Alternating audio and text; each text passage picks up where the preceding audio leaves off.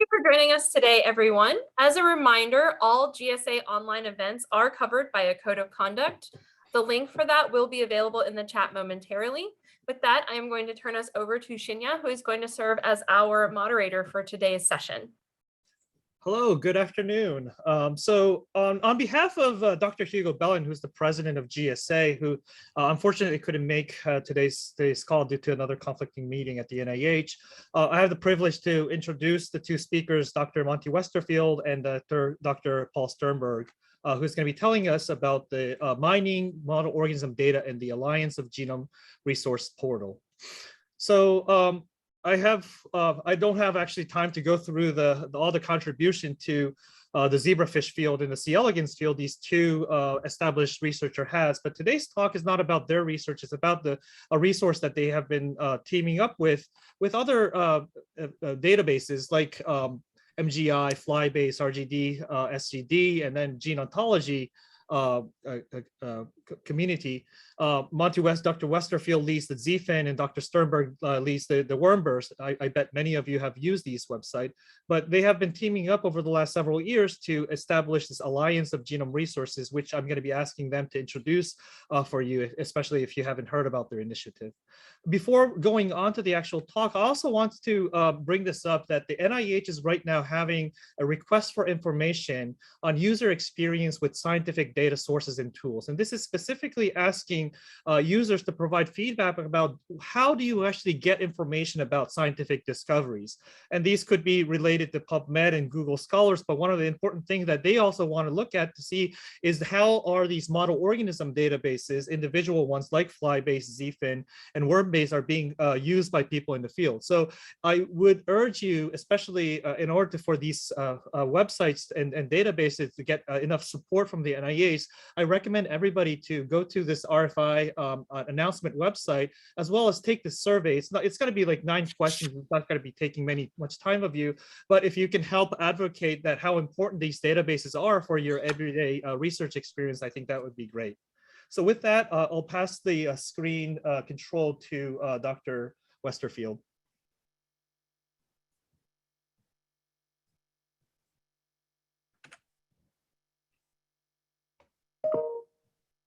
Great, thank you, Shinya. So thanks for the introduction, and I also want to thank Hugo, even though he's not here, for setting up this series and including us in the series. So I'm going to start off giving sort of a general overview of the Alliance of Genome Resources, and Paul will then chime in. We'll do a little tag team here to go into more detail about how you as a researcher can use the Alliance. So as Shinya mentioned, the Alliance is a group of model organism databases and the Gene Ontology Consortium that came together really in sort of an experiment in new ways of doing business. So the founding members include RGD for rat, SGD for yeast, Wormbase for nematode worms, MGD for mouse, Flybase for Drosophila, the Gene Ontology Consortium, and ZFIN for zebrafish. And fairly soon, Zenbase, representing the Xenopus research community, will be joining the Alliance. They've been working quietly in the background over the past months to get their data in shape, and we hope that the data will be available through the Alliance fairly soon. And we also have medium to longer term plans to include additional model organisms. So the overall sort of overarching goals of the Alliance are twofold. First and most importantly, to develop common mechanisms for data access across the model organism databases and the gene ontology. And this is really to provide enhanced support for comparative genome biology. And in addition to the model organism data, also to harmonize and integrate these data with human data. The other goal is a more practical one, and that is to develop a sustainable genome resource development And the idea here is that if we together develop shared modular infrastructure that can be easily reused, that we all then implement, this can reduce the costs of resource development and maintenance.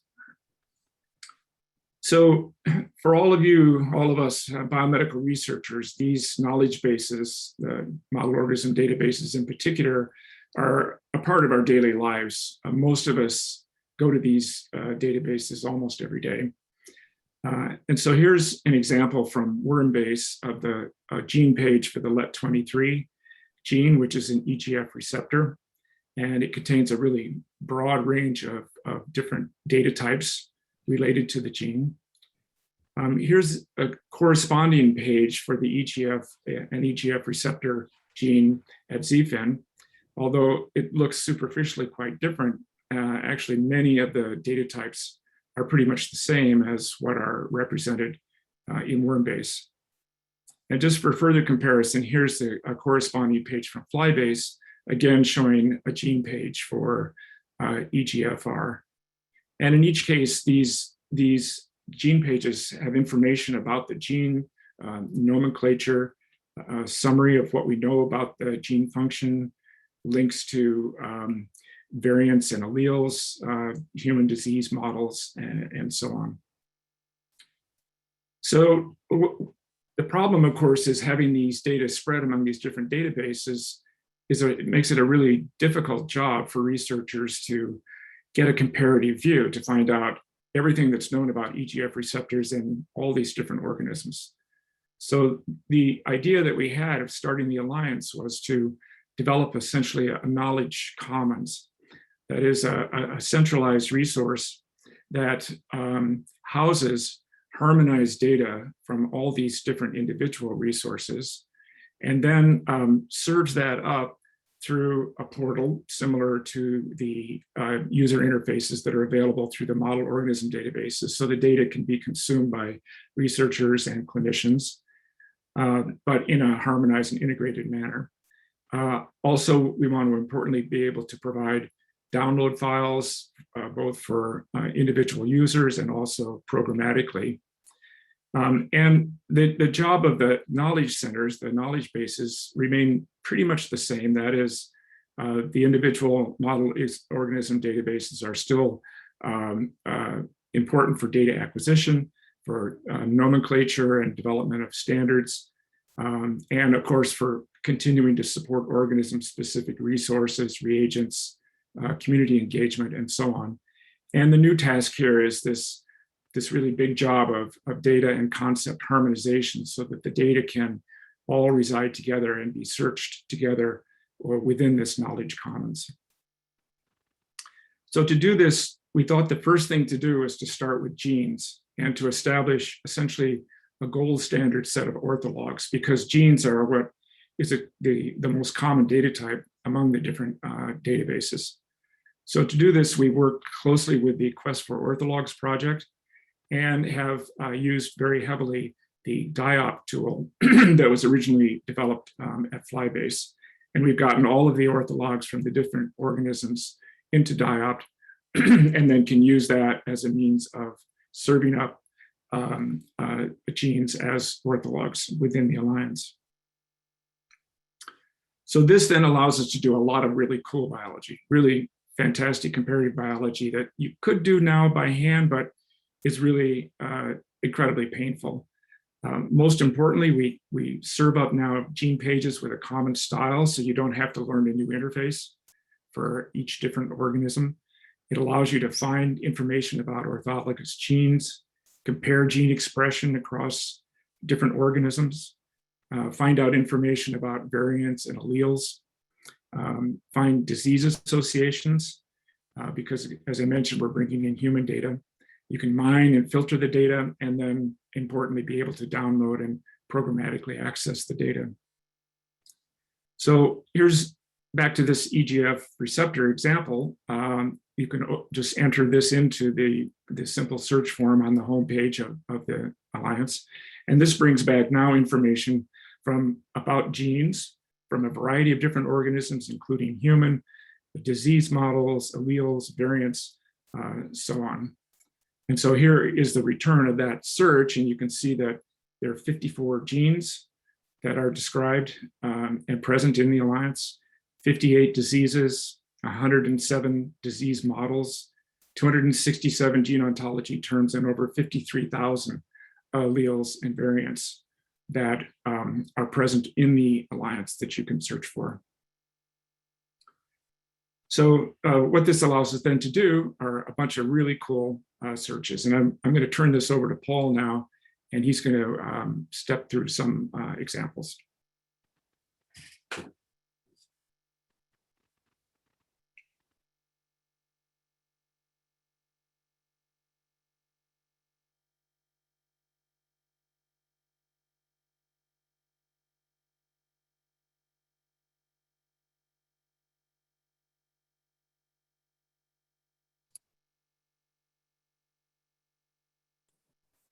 You're muted.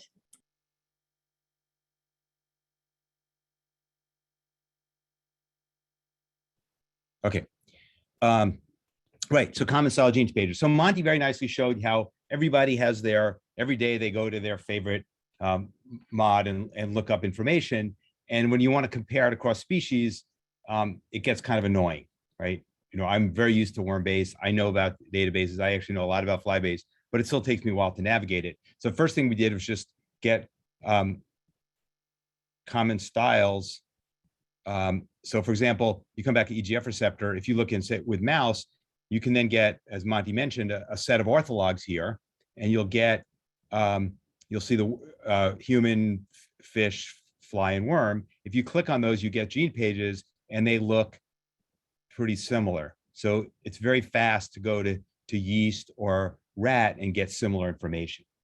Now, at this point, these gene pages don't have as much information as RGD and SGD and fly-based and so on. But I would say, from my own experience, it's about 70 to 80% of the time I get all the information I want out of the Alliance portal. And then when I want to drill down and do experiments and look at specific sequences, I go back to worm-based or whatever. Okay, so that's the common style of gene pages, and it rapidly allows you to see information about orthologous genes. But you'd like to actually see that juxtaposed very tightly. So, for example, let's talk about gene expression. In this case, let's say we look at PAC6 or eyes.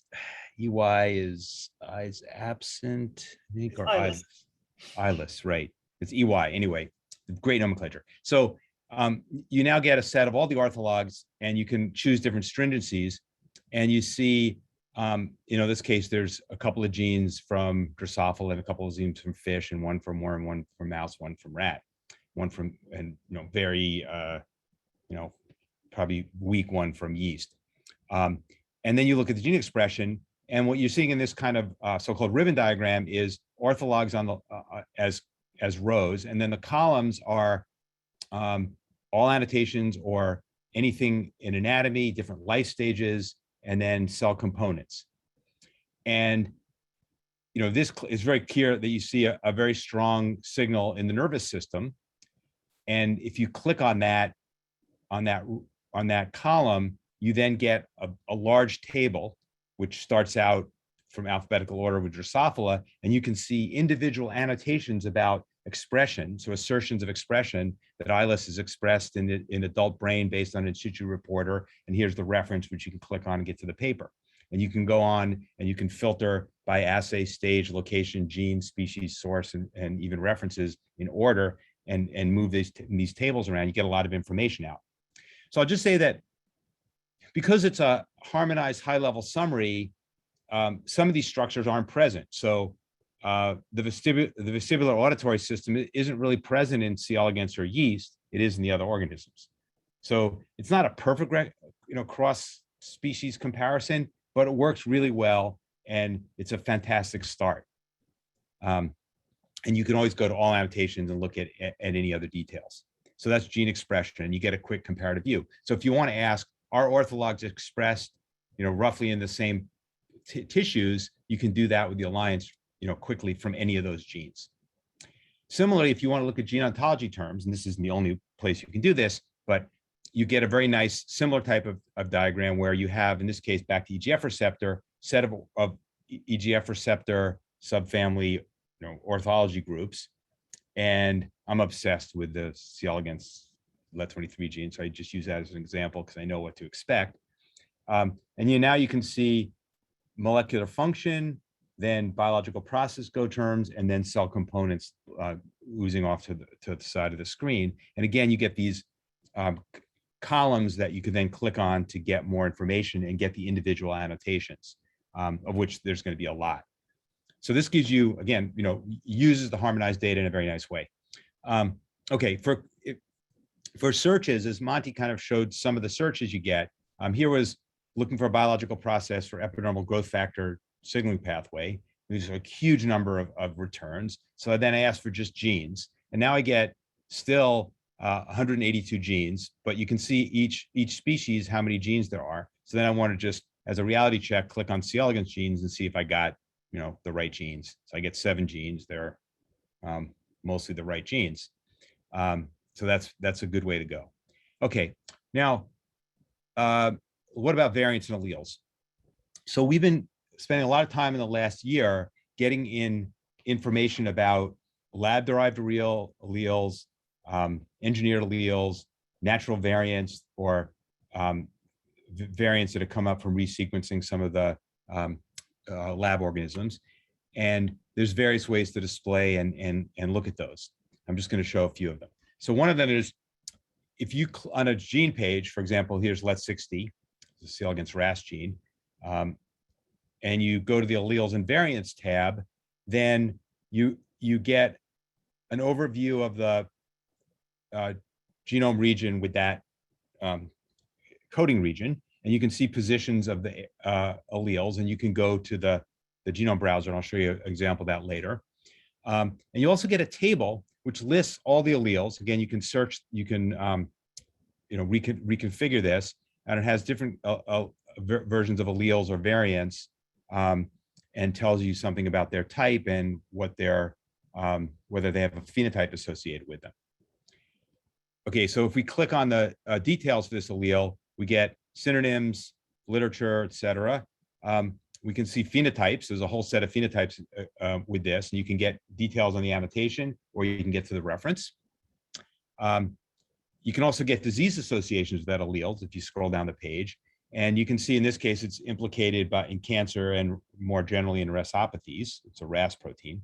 If you then click on RASopathy, you get to the disease page, which defines that and then lists all the associated genes, not just from C. elegans, but from all the alliance organisms. You can start seeing, the human genes, et cetera, and various diseases. So now by clicking on here, you go back to other genes in other organisms. So this gives you a very facile round trip on this one site to get information about variants, phenotypes, diseases, orthologs, and just go back and forth till you're satisfied or dizzy. Okay, if you drill down on the genomic information about the variant, I already showed you this diagram of the genome location, and it shows this particular allele, which is a gain of function activating allele at codon 13, and it shows you where that is, the little yellow diamond. If you go to the table view of this, you get more details about it's a missense variant, and it gives you the actual position. If you can also get predicted effects, because most of the case we're dealing with DNA sequence and not protein analysis. And so we have now systematically for all these variants predicted effects using standard scores like variant effect predictor, impact, SIFT score, polyphen, et cetera, locations, synonyms, et cetera, and the actual codon affected, if it's a single nucleotide change that affects a codon. So that's, again, we're starting to be able to drill down to an effective way. And as we're now working on more sophisticated tools that will allow you to do comparative analysis of those variants. I want to come back to the genome browser and actually switch genes to it's like Lin3, the EGF gene in C. elegans. This is now a harmonized view of the JBrowse instance, which the Alliance uses. And this is, as Monte said, is to help carry the load for the individual model organism databases, because there's overhead of keeping a genome browser running 24/7, 365. So we have this common instance running, and we're gradually adding more information. Already we have some of the key information, which is the genes, where they are in the genome, their intron-exon structure, and the location of variants of various types, as well as conservation and sequence. So here you can see there are two variants, C1417 and N378. One of them is in an intron and the other is in an exon. And if you go down to the bottom, you can see that there's, if you look at the UCSC conservation tracks from multiple nematode species, you can see that they're both in conserved regions. In fact, the first variant is an intronic enhancer. It's a point mutant enhancer. And the other one is a coding region. So that's kind of another view of the variants. You can go back and forth from table view and sort of this discrete view to the genome. Okay, so, all right, those are, thinking about individual genes, their phenotypes and functions and expression. And but of course, genes don't act alone. And one of the things we're very excited about is we've just started in the last release from a month and a half ago of having a couple of views of pathways. Now, there's a lot of different ways to view pathways, and a number of pathway viewers. Two of the main systems are Reactome, which sort of starts with mostly out of Toronto and Ontario Institute of Cancer Research, where they're human focused and they're dealing with reactions. So in this case, this MAP kinase is taking getting phosphorylated using ATP by MAP kinase, and MAP kinase, sorry. And what we've done is convert the information where possible to the orthologous genes in the aligned species. So this is a first start. You can, of course, go here and go back to Reactome and look at all the human pathways, and they have really nice views. What the Gene Ontology Consortium and Reactome have been working together to cross use the information. So all the hard-earned annotations that have been attained can now be transferred between the projects. And in addition to the Reactome pathways, you can look at individual reactions. And then these things called GOCAMs, which are gene ontology causal activity models. Now, this diagram is what you would see if you're a biocurator who's putting together these pathways.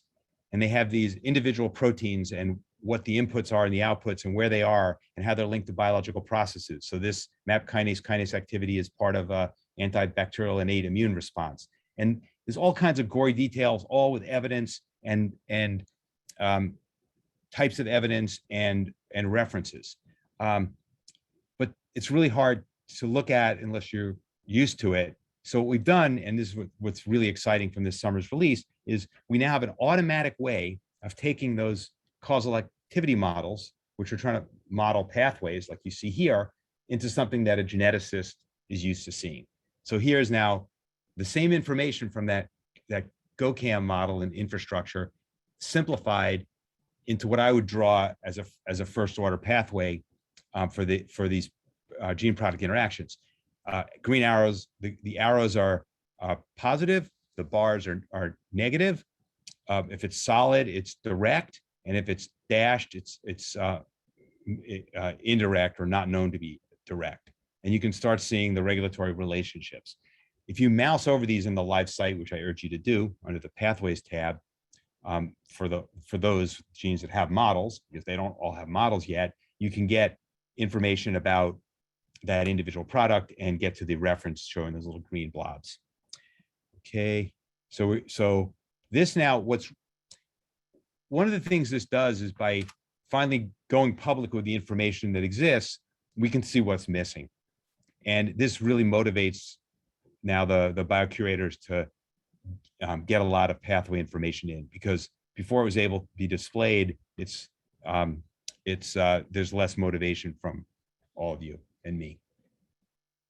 Okay, so timing is here, right? Okay, so I want to come back to common infrastructure. So one of the things, the harmonization, of course, makes it, as I hope you've seen, is you can get comparative views of information, and you can also move seamlessly in this one portal among the organisms and the various entities. But there's another advantage to having the harmonization, which is, and I alluded to this with the genome browser, is you can share resources. So if someone, Flybase comes up with something amazing, historically, it's taken a long time for the other model organism databases to make use of that advance, because the software infrastructure was very different. So with a common software infrastructure, once you have an advance, it immediately gets used by everybody. So here's an example. We came up with a way to automatically computer generate gene descriptions from data that were in the Alliance. Now, depending on which community you're used to, for example, if you're in yeast, there are these beautiful handwritten paragraphs about the gene summaries, about what a gene does and its interactions. They're very useful, and SGD has done a great job with their 6,000 genes, not all of which have these descriptions in depth, to keep them up to date. But it's still hard. Now, you move to other organisms like fly and worm who had these descriptions, and they've been hard to keep up to date. You have 20,000 genes, 16 to 20,000 genes, and information is being published every week, and they just get stale. And other organisms like ZFIN just had realized they couldn't get to it for a while. They had a lot of other priorities. So the idea is to come up with something that's uniform, that on average is a net gain for everybody. And if somebody has something better, like the SGD descriptions, we could still use those. Okay, so the way it works is you have organized information in ontologies. And ontologies are controlled vocabularies with relationships, so that you know that you might have a disease, and this would be Alzheimer's disease, and this would be Alzheimer's type 2 and Alzheimer's type 7. So you can know where you are and how the terms relate to each other. We use those, they're fed into the Alliance database, and then we have specialized software that writes gene descriptions and then presents those for use by anybody. So what does that look like? Okay, here's an old manual, handwritten one from 2004 for C. elegans HPK. It encodes a protein kinase with distant homology to such other proteins, and RNAi doesn't cause any phenotype, and a GFP fusion is localized to the nucleus. Okay, so it's likely out of date from being 17 years old. The automated one has up-to-date information, in some cases better, in some cases things are missing. So predicted to have ATP binding activity used to study Parkinson's disease, and what its processes are. Doesn't have details about the phenotype, but that's that'll come later. Okay, so the way now, if you think about this, there could be a lot of annotations. If you said something, this protein's expressed in cell type 1, 2, 3, 4, 7, 13, 23, it goes on and on. You're going to have this list, which is a catalog, and you might as well just look at a table. So what we have is an algorithm that simplifies the terms. So it gets rid of high-level terms, because if you said this gene is implicated in disease and is expressed in some part of the anatomy, that's not very useful. So you have to have some some limit for how high level you go. At the other end, if it's an Alzheimer's type 2 and Alzheimer's type 3, you could call it Alzheimer's, right? And that would be easier. And if you want to drill down and look at that, you can get it. So using this sort of limit at the top, simplify from the bottom. So in this case, we're only going to use the orange boxes because that captures all the information. All three of these terms go to this orange box in the middle, as I said. So now you can come up with this description, and here they are, for example, for a zebrafish gene, which they didn't have them before. And this is at the Alliance site. And of course, because a lot of zebrafish researchers are using ZFIN still, and will be for a short while, then those are present on the ZFIN gene pages. So that's really nice, sort of, round tripping of information. Again, what's really interesting about these human readable descriptions is you can find out what's missing. And if something's missing, you should complain about it as a user, and find out if it's, well, not that important because it's one of 80 diseases it's involved in, or that's missing information, which can get fixed. Usually it's the missing information because not everything is in the model organism knowledge bases. Okay, so I want to finish up and talk about just a couple of ways to mine and filter data, and then I'll come back to the programmatic and downloads. So many of us use Intermine, which is a Intermine based, worm mine, yeast mine, fly mine, et cetera. And we now have Alliance Mine. And again, this is common infrastructure that's it's difficult to maintain it up to date. So everybody's very happy that there's now a common Alliance Mine that's rapidly getting all the information that's available into it, so you can do complex queries and filtering. So, for example, it's worth a whole webinar just on Intermine, and we'll do one on Alliance Mine in the future.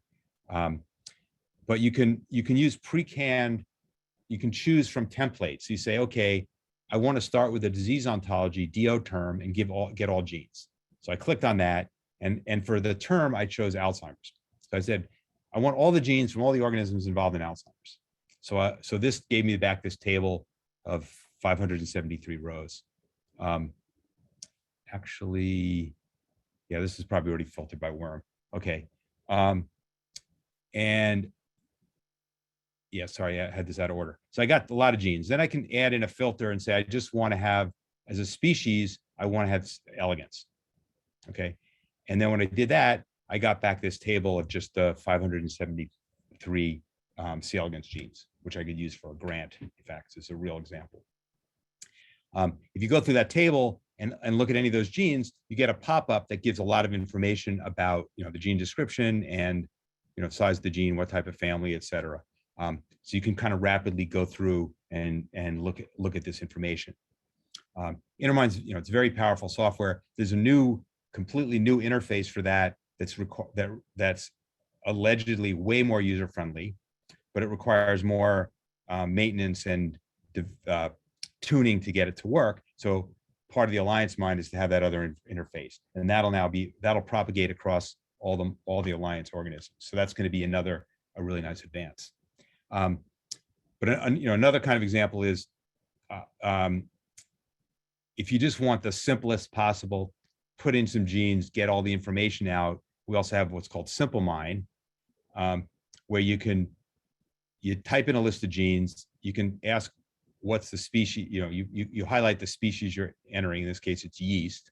I want to find out what happened to my postdoc genes 20 years, 30 years later, and you can choose whether to get a file or an HTML format.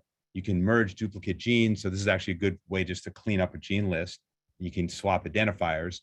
You can choose, here's a whole set of things, different gene symbols. You can have diseases, expression, variants, genetic interactions, molecular and physical interactions. I didn't actually include that in this webinar, but we have a complete set of genetic and physical interactions from IMEX consortium plus worm-based plus fly-based, which gives the whole set. And in this case, I've just decided I just wanted to get gene symbols and what the worm and human genes were to keep it so it would fit on the slide. And I hit return, and I get back a table with the 6 genes. 2 of them apparently don't exist. And here's the 2 of them still have the name Sin, and the other 2 were renamed because they had a previous name. And I can look up lots of information about that. And that just takes seconds. So I do this in seminars all the time because I don't have to think. I just type the gene in, I get all the information back. Okay. But sometimes you want spreadsheets, or you want to write a computer program to get data. And for a lot of things, a lot of applications, getting data from all the different model organisms in one place was limiting, right? So there's data integration projects where 80% of the work is just downloading stuff from Flybase and ZFin and Wormbase and SGD. and various human sources and try to munge the data into some common format. Now you can do that really easily from what the Alliance has, which is a lot. So here's programmatic access. APIs means application programmer interface, which means you can write a computer program to get the information, and it has alleles, diseases, expression, genes, homology, aspects of the search, all the search indices, variant search. And if you click on expression, you have a whole set of actually this is genes, sorry, genes. You can get all the genes, you can get variants, you get summaries by gene. And it's you can do all sorts of things on top of that. Okay, downloads maybe a little easier to handle for us if you're not programming.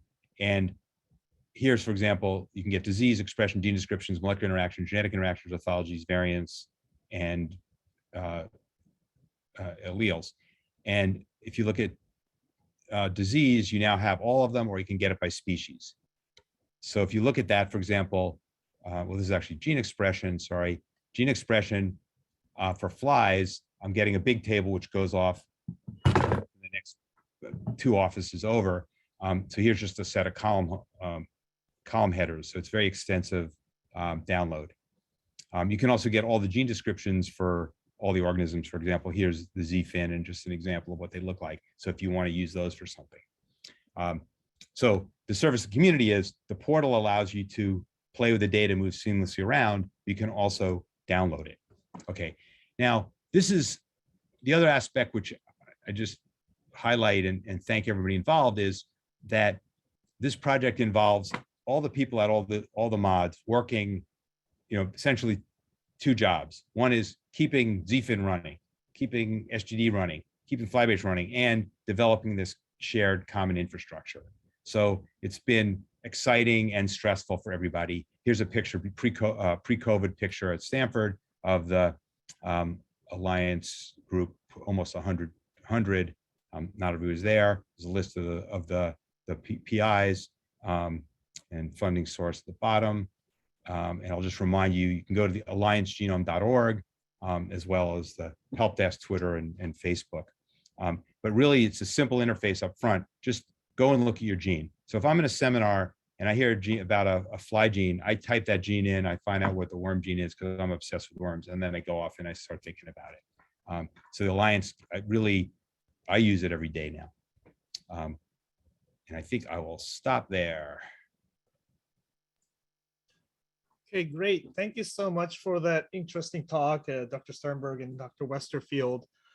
We'll be happy to start taking questions. If you have any questions, please use the chat feature or just use that raise hand feature so that I can see who would like to ask questions.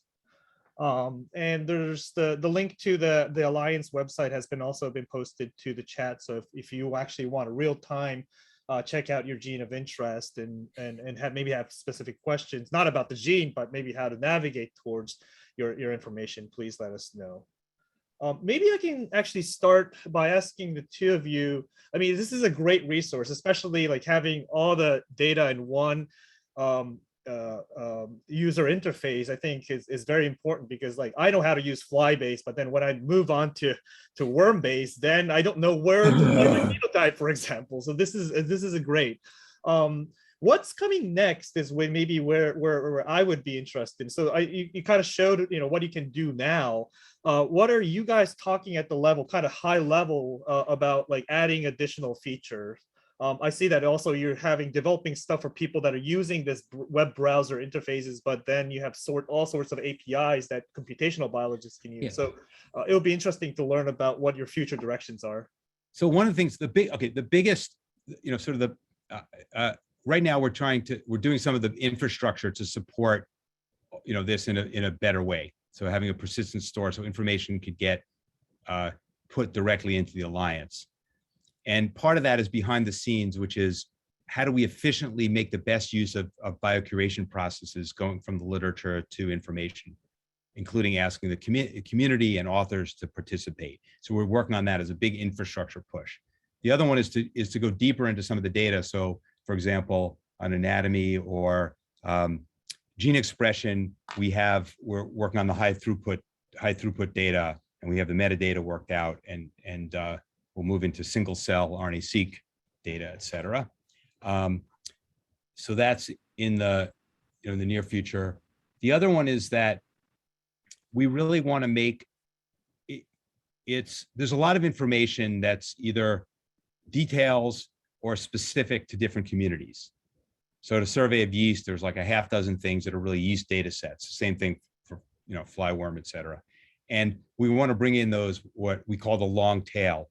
So the easy part you can harmonize, and there's some things that are hard to harmonize. We're working on that, like this high throughput data, complex genotypes, and the other part is the long tail where they're actually community specific. So a couple of communities have them, but not everybody, and bring that in a way, because you want to be able to, again, link quickly to everything else, even though it's a specific data set.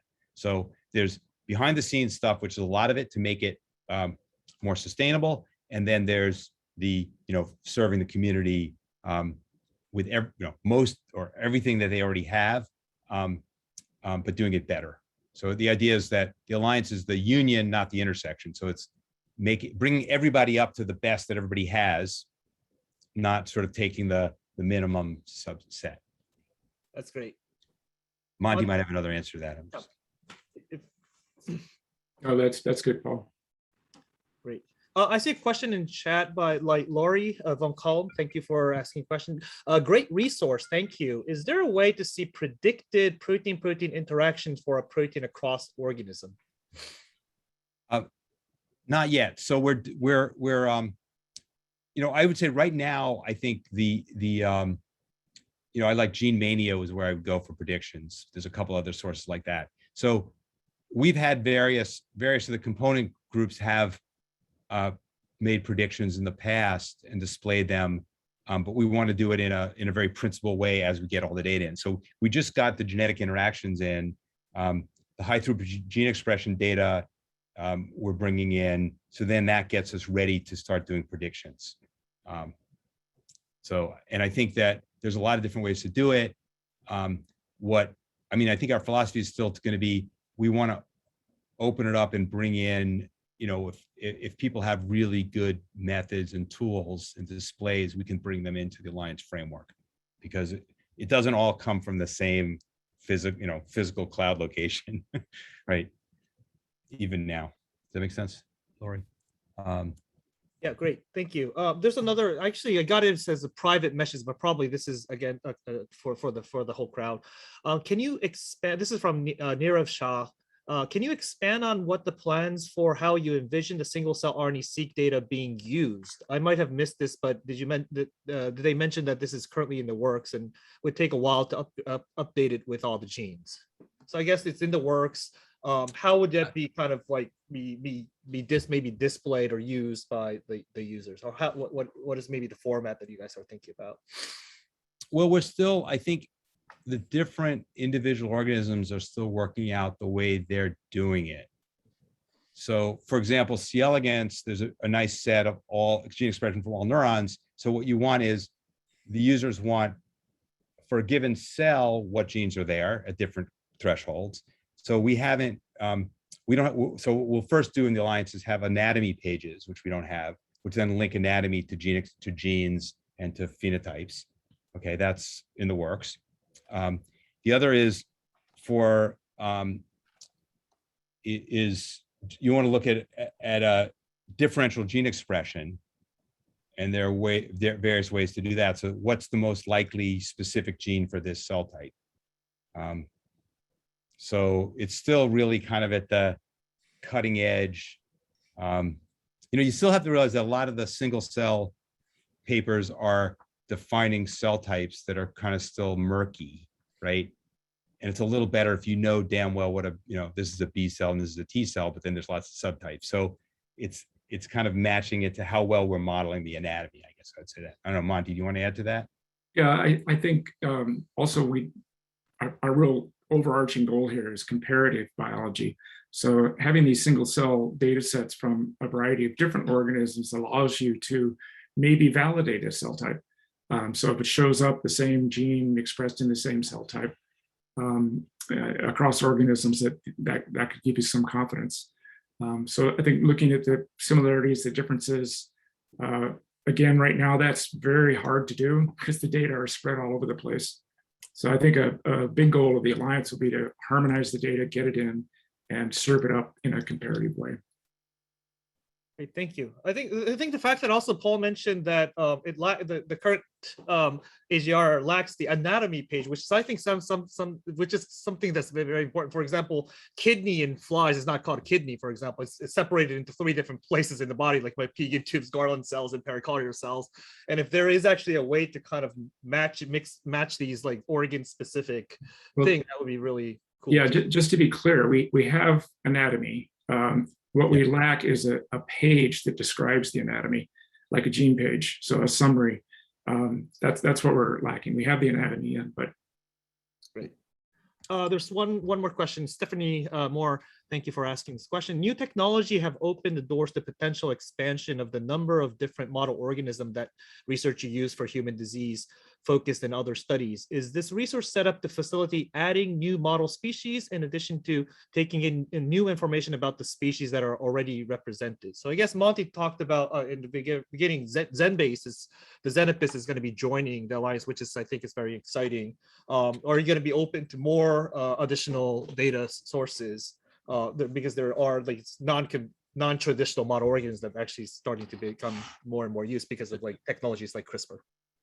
Yeah, so I think that, I think so one thing is we're developing community or organism specific landing pages. So that will allow an organism that doesn't already have a model organism, or one that has a mod that wants to have its website go away, is you can use the Alliance infrastructure.